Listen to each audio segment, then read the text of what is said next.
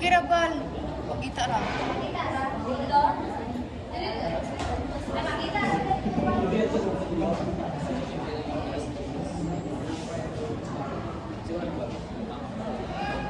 Anyways, based from your activity earlier, what you have observed, or what grades do you marks in you, something like that.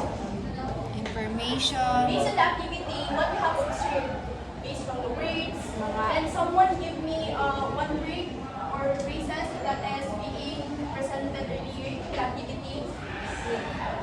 Yes, don't answer me in chorus, please. Yes, Mark. Yes. I know that you are listening. Yes. Yes.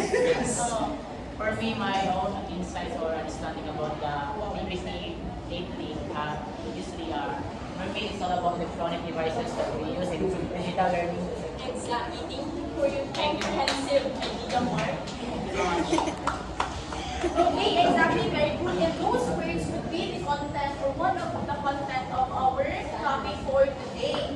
And without further ado, welcome to our new topic, which is all about Wow, wow, wow, wow.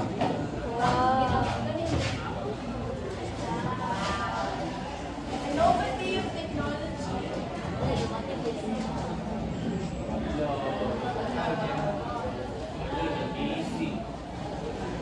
Innovative technology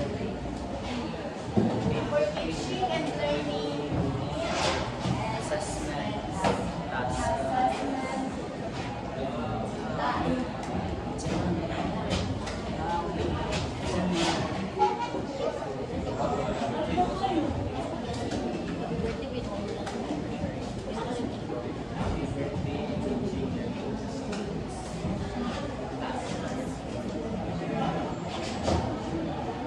Welcome to our new topic, which is all about innovative technology, teaching, learning,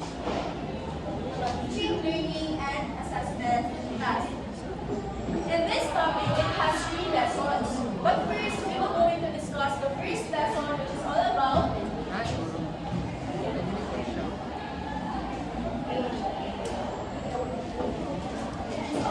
ICT and assessment tasks.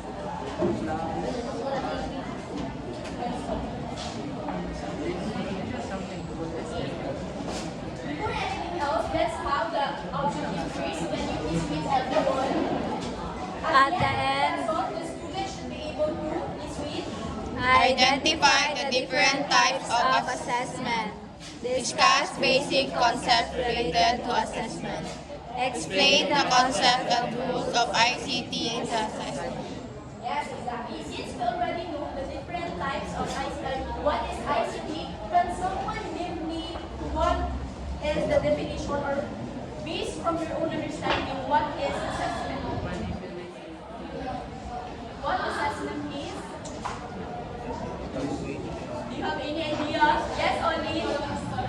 For you, Olin, what is assessment? So for me, assessment it is it's a form of a performance or task that is most likely done whenever we have, for example, discussion. In order for us to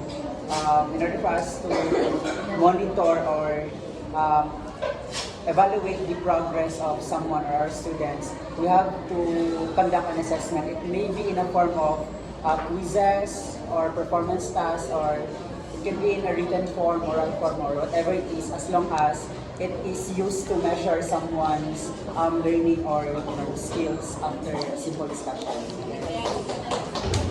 Yes, thank you very much, Amy, for your comprehensive idea. And according to Belko et al. Of 2018, that assessment is an ongoing process of identifying, gathering, and even interpreting information about students' learning. And it is very understandable that the teacher uses an assessment in order for the teacher to know and to understand what students should know, how students could learn, or how students can learn, and what areas they still need to improve with. And it is very helpful for the teachers in order for them to measure their students' learning activities.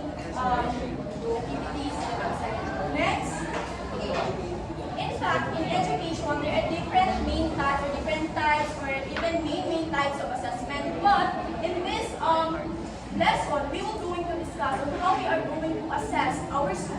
inside the classroom. Therefore, based on the types of this assessment, there are main four types of assessment. So let's have first the formative, summative, inclusive, then diagnostic, and evaluative. But let's discuss, sorry if my presentation is not in sequence, but I'm going to arrange that from the beginning. Okay. So let's have first the diagnostic assessment. Why we discuss first the diagnostic assessment? It is because diagnostic assessment was given exactly before the learning begins or the learning process. Therefore, the purpose of this assessment, especially, it helps the teachers to know what students already know and what they don't know yet. And it also emphasizes or give an idea of the teacher on how they are going to improve or better plan their learning na mga discussions. And however, it also helps the teacher to know the strengths and weaknesses of the students in terms of the lesson. And one of the example of this diagnostic is pretest, exactly, Mr. Deliosa. Pretest is one of the example of this diagnostic assessment, and based from our experiences, especially mine today, is I've never used to experience this assessment in college, diba? If you have observed, it is always present for Tiha is, I can experience this one, having this one through grade school, even high school or senior high, right? That's why it is not very familiar for us again. But since you already know that was the pretest is type of a diagnostic assessment. Therefore, this assessment is recorded or not? Not recorded, not even graded. It is because we are just measuring what students have stock knowledge or have past idea, what they know and what they don't know yet. So that would be the purpose of the diagnostic assessment. Since we're already done with the diagnostic assessment that is given before the learning process, let's have the formative assessment, which is given during. Exactly. Thank you, Ms. Panday. It is given during the learning process. It is because, okay, it is done or it is given during the learning process. And the purpose of this assessment is to check the students' understanding while they are still studying at that specific lesson. Exactly. And also, by having this assessment, it also provides direct feedback while learning is ongoing.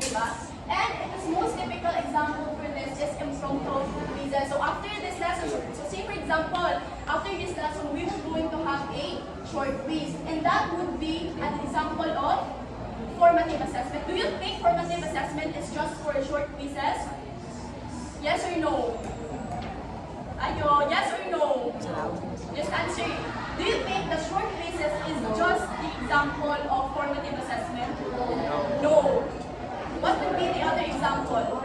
Oral Exactly, recitation. oral recitation. Why? It is because oral recitation was done during our Discussion. And you, me, everyone, we are giving direct answer and questions and having verifications with the assessment. Okay, since you already done with before, during, let's have the after.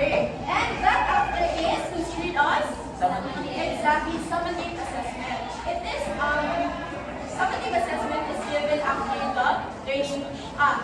Summative assessment was given after a unit, a topic. When we say topic, the topic has 3 lessons or